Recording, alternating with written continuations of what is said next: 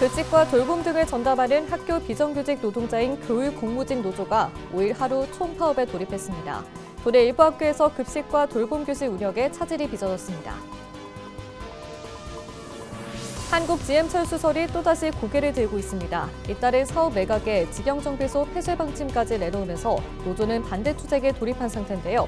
정치권도 노동계와 한 목소리를 내면서 국회에선 대책 마련을 위한 토론회가 열렸습니다. 우리 지역 국회의원들의 최근 활동 소식을 전하는 국회는 지금입니다. 지역마다 활발한 의정 활동을 펼치고 있는 도내 의원들의 이번 주 활동 짚어봅니다.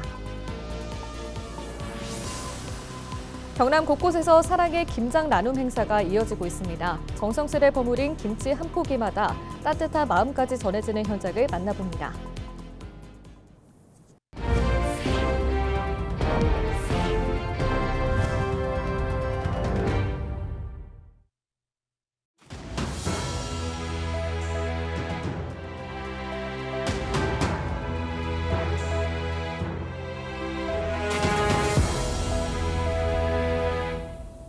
시청자 여러분 안녕하십니까? 헬로티비 뉴스입니다. 5일 하루 경남에서 급식과 돌봄 등을 전담하는 학교 비정규직 노동자들의 총파업에 들어갔습니다. 일부 학교에서 급식소와 돌봄 교실 등의 운영이 중단됐는데요. 공백이 없도록 학교 현장에서는 대책 마련도 분주했습니다. 김수정 기자가 취재했습니다. 점심시간 창원의 한 초등학교입니다. 평소라면 급식소에 있어야 할 시간이지만 아이들이 교실에서 점심을 나눠봤습니다. 밥 대신 빵과 오렌지 주스입니다. 집으로 가져가면 안 되지만 오늘은 조금 특별한 날이라서 자기가 다 못 먹은 거는 집으로 가방에 넣어서 가져갈 수 있습니다. 혹시 모자라면 선생님한테 오면 빵 더 나눠주고요. 이 학교에서 급식하는 학생과 교직원은 모두 500여 명. 이날 조리실무사 4명이 모두 파업에 참여하며 급식소 운영이 아예 중단됐습니다. 이번 총파업으로 급식과 돌봄 공백에 대한 우려가 컸습니다. 앞서 보신 것처럼 곳곳에서 대체급식과 돌봄 교직원 투입 등이 이뤄졌습니다. 경남에서는 공립과 사립 1,053개 학교에 13,000여 명의 교육 공무직이 있는데 이들 중 2,100여 명이 파업에 참여했습니다. 전체 16%입니다. 327개 학교에서 빵이나 음료, 도시락으로 급식을 대체했고 학사 일정 조정 등으로 41개 학교는 급식을 아예 하지 않았습니다. 초등 돌봄 교실은 전체 514개 학교 중에서 34개 학교가 파업에 참여했지만 교실은 대부분 정상 수업됐습니다. 학교급식 노동자 파업으로 학교급식에 공백이 생기는 부분에 대한 학부모님들의 우려를 충분히 공감하고 있고 학교와 우리 교육청은 대체식 제공으로 학생들의 영양 관리가 공백이 발생하지 않도록 준비하였습니다. 전국 학교 비정규직 연대회의는 지난달부터 세종과 충북을 시작으로 릴레이 파업을 이어오고 있습니다. 임금 체계 개편과 명절 휴가비 인상 등 처우 개선을 요구하고 있는데 교육당국과 합의점을 찾지 못하고 있는 게 이유입니다. 오는 11일 양측은 교섭을 재개할 예정이며 다시 결렬된다면 내년 3월 새학기 파업도 예고됩니다. 앞서 지난 2013년 3월 경남에서는 유례 없던 새학기 총파업이 있었습니다.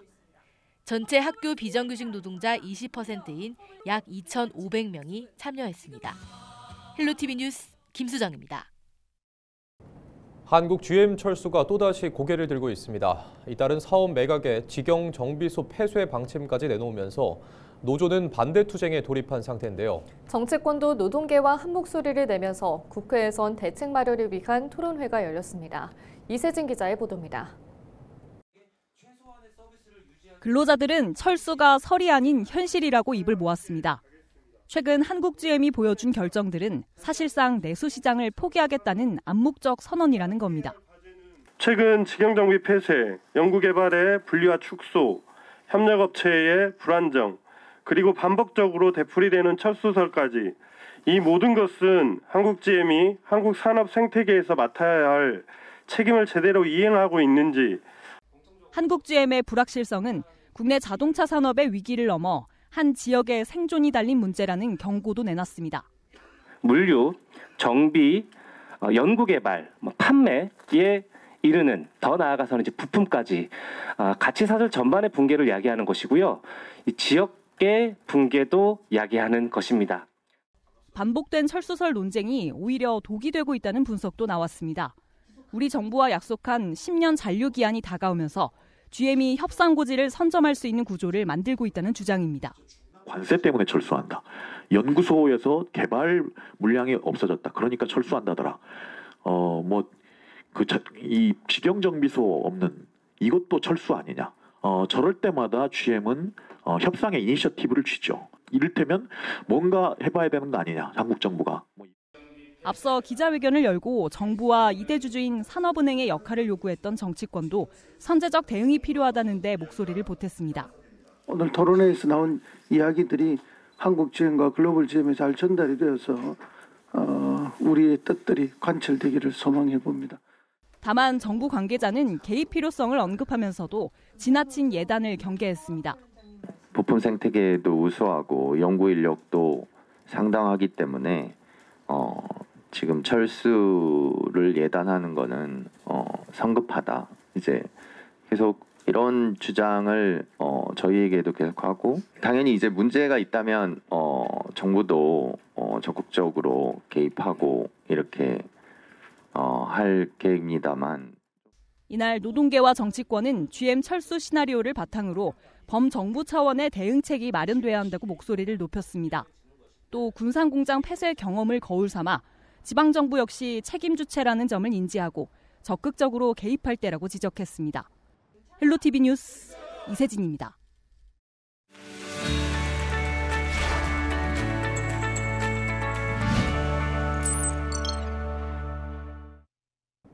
경남 지역 국회의원들의 활동 소식을 짚어보는 국회는 지금입니다. 먼저 경상남도 내년 국비 예산부터 짚어봅니다.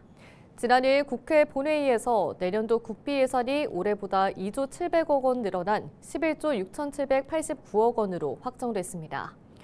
경남 지역 국회의원들은 지역의 발전을 위해 다양한 분야에서 정부 예산을 확보하면서 경남도정 사상 처음으로 국비 예산이 10조 원을 넘었습니다. 주요 사업으로는 거제와 마산을 잇는 국도 5호선 도로 건설 사업과 김해 밀양고속도로 건설, 양산 바이오메디컬 인공지능 상용화 기반 구축 등이 포함됐습니다. 허성무 국회의원이 지난 4일 국회 소통관에서 기자회견을 열어 셀프 연임을 시도하는 BNK 금융지주 회장을 규탄하며 금융감독당국의 즉각적인 조치를 요구했습니다. 허 의원은 현 빈대인 회장은 자신이 임명한 사회이사들로 구성된 임원추천위원회를 통해 연임을 추진하면서 BNK금융의 지배구조 공정성을 심각하게 훼손하고 있다고 주장했습니다. 그러면서 BNK금융의 공공성과 금융소비자의 신뢰가 무너지는 상황에서 감독기관이 방관하는 것이야말로 직무유기라며 절차 중단과 임원추진위원회 해체를 촉구했습니다. 정정식 국회의원이 AI 기반 허위 광고와 조작된 후기 등 온라인 상거래의 기만 회기를 막기 위한 전자상거래법 일부 개정안을 대표 발의했습니다. 개정안은 생성형 AI로 제작된 광고나 상품 이미지나 영상에 대해 소비자가 쉽게 알 수 있도록 AI 생성 콘텐츠 표시 의무를 신설하고 허위 후기 작성과 조작 행위를 명확한 금지 행위로 규정했습니다. 또 소비자 피해에 신속히 대응할 수 있도록 일시중지 요청 권한을 지방자치단체까지 확대했습니다. 정 의원은 AI 시대에 맞는 소비자 보호의 첫 제도적 장치가 될 것이라고 밝혔습니다. 지금까지 국회는 지금이었습니다. 앞으로 3년간 경상남도 예산을 맡길 1금고에 농협은행, 2금고에 경남은행이 선정됐습니다. 경상남도는 올해 말 두 기관과 약정이 끝나면서 지난 9월 신청 공고를 시작으로 내년부터 3년간 금고 업무를 맡길 금융기관 선정 절차를 밟았습니다.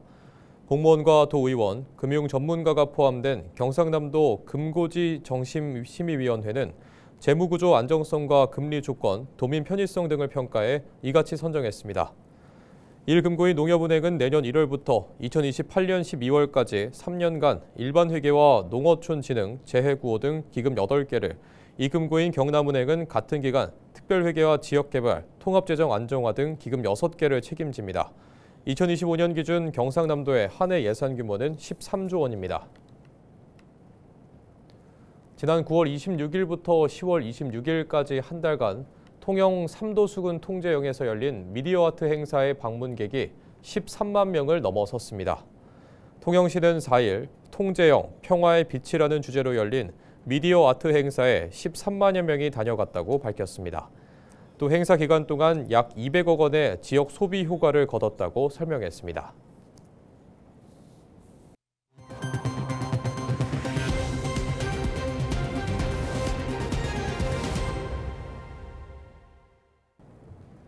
따뜻한 온기가 더욱 그리워지는 찬바람 속에서 서로를 살피는 이웃의 정이 간절한 계절입니다. 경남 곳곳에서는 어려운 이웃에게 힘이 되고자 정성을 모은 사랑의 김장 나눔 행사가 이어지고 있는데요.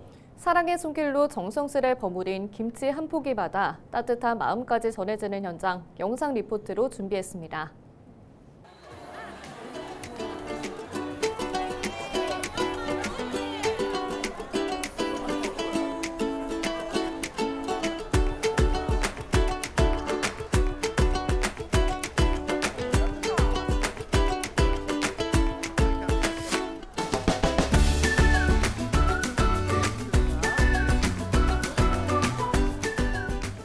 김장한 거 너무 재밌었어요.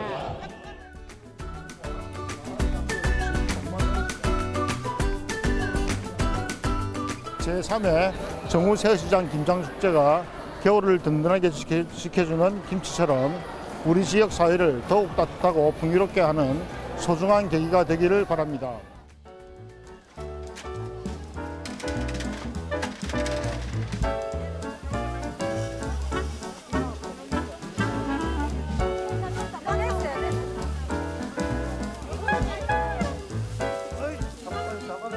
우리 적십자 김장 드시고 올겨울 따뜻하게 잘 보냈으면 감사하겠습니다. 항상 건강하시고 행복하세요.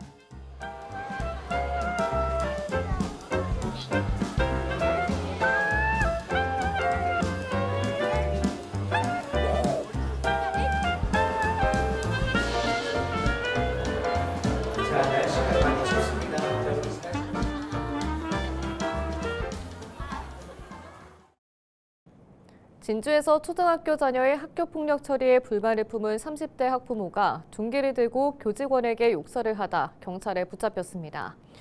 진주경찰서는 5일 30대 A씨를 특수 협박 혐의로 불구속 입건했다고 밝혔습니다.